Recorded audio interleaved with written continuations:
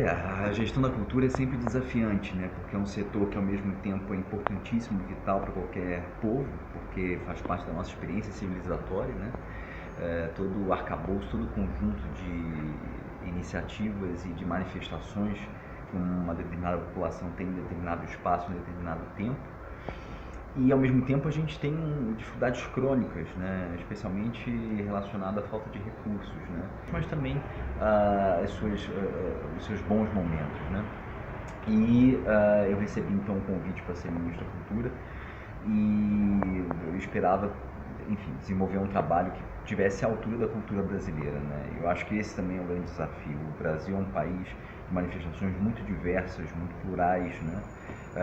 E todas elas têm que ter a devida atenção porque, de novo, né, é a base da nossa experiência enquanto povo, né? Se a gente perde essas manifestações, se a gente não cuida delas, se a gente não faz com que elas se tornem mais densas, mais robustas, que elas se desenvolvam, a gente perde a nossa alma enquanto povo.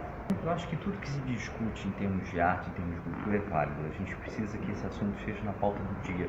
Há muitos valores que, enfim, acabam conflitando, né? Minha única preocupação é que a gente possa dar a devida atenção aos assuntos. Por exemplo, se a gente fala de infância, se a gente fala de pedofilia, né? A gente imaginar que hoje muitos municípios do Brasil afora estão com as escolas fechadas por falta de pagamento dos professores. Isso acontece aqui no Rio Grande do Sul, isso acontece no Rio de Janeiro também. Eu acho que é uma luta que as pessoas têm que se engajar também, né? Ou seja, não apenas pontualmente discutir se a criança está ou não sendo prejudicada, mas pensar na infância e na educação como um projeto de nação de longo prazo. Eu acho que essa é a grande discussão que a gente tem que ter. Então, eu acho que esse tem que ser o foco, principalmente. Olha, eu acho que você tem meios de fazer com que todos os interesses da população, porque a população é diversa, né? Você tem diferentes opiniões e diferentes segmentos. Eu acho que sempre o mais importante é o caminho da conciliação. Não à toa eu sou diplomático, né? É uma visão um pouco aristotélica, né? De você sempre buscar entre dois excessos, dois extremos, um caminho do meio. E eu acho que isso tem sido tentado, inclusive o MASP, por exemplo, em São Paulo agora tem uma outra exposição e já colocou a classificação etária. Acho que é uma solução interessante. Olha, infelizmente eu acho que eu testemunhei de uma maneira muito direta, né, uma crise moral e ética que está presente no governo, que mora no Palácio Planalto, e que eu realmente não vejo precedente na história brasileira pelo que eu tenho estudado, né? E eu converso muito com pessoas mais velhas e elas me dizem o mesmo, né?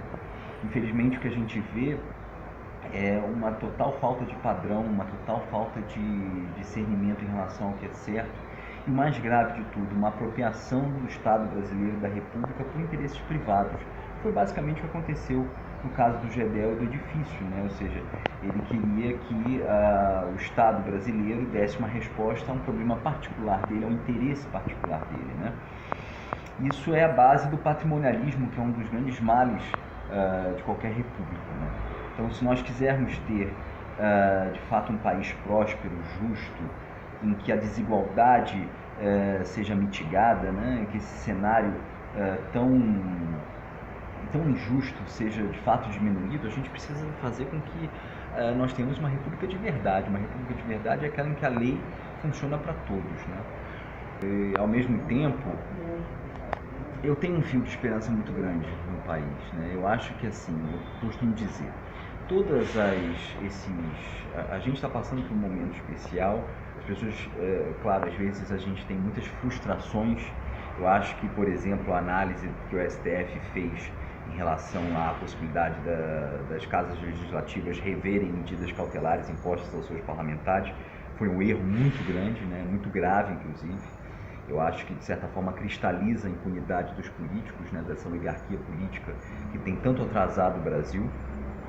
Mas, ao mesmo tempo, nós temos instituições funcionando, né? Nós temos o Ministério Público, a Justiça dando respostas. E é claro que sempre haverá obstáculos, sempre haverá movimentos contrários a essa evolução. Isso é normal, então a gente vai ter sempre avanços e retrocessos. O que realmente nós precisamos fazer é com que esses avanços não esmoreçam, né? Que a gente consiga, de fato, sair de todo esse processo como um país mais forte e que, por meio do combate à corrupção, a gente consiga construir uma sociedade mais justa. Eu acho que a mudança parte do sistema político. Nós precisamos, de fato, ter um sistema político em que a representatividade da população se dê de forma mais efetiva. Infelizmente, a reforma política que aconteceu, ela não foi nesse sentido. Ela ficou muito aquém das nossas necessidades. Mas, ao mesmo tempo, eu acho que nós precisamos estar mais conscientes em relação às eleições, por exemplo. Não há solução fora da política. Não adianta também a gente demonizar a política. O que precisa acontecer é que o cidadão comum ele precisa participar mais ativamente da política.